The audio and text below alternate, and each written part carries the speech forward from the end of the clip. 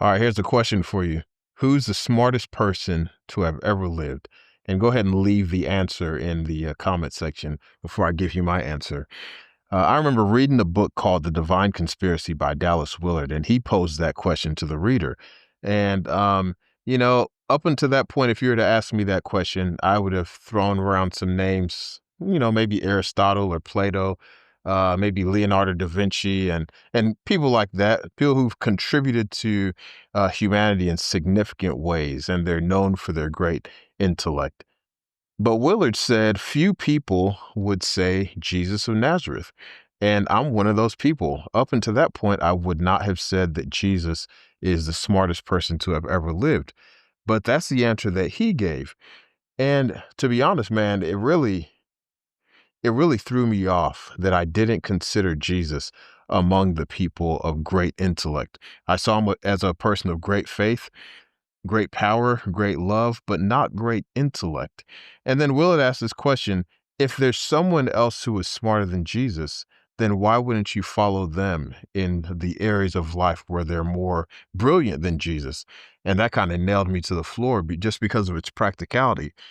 If Jesus isn't the smartest person, if he doesn't have the most profound intellect in terms of how we operate our finances, the relationships that we have, the kind of citizens that we aspire to be, the ways that we relate to God, then we would logically say, well, I should go follow the person who knows more about those things than Jesus does.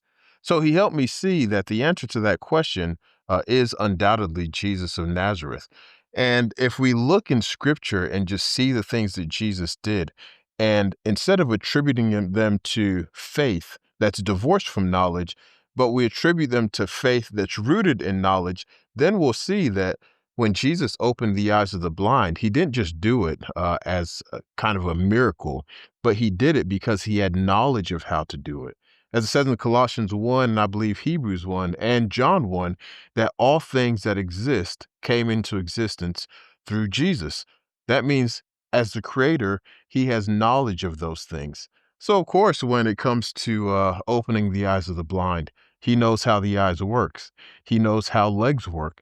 And through his mighty power and his knowledge, he can bring somebody from a place of darkness into light, blindness into sight, deafness into hearing, and so many other areas. So that question absolutely revolutionized the way that I follow Jesus and consider myself as a disciple of the person who is the smartest, most profound person who has ever walked the face of the earth. Peace.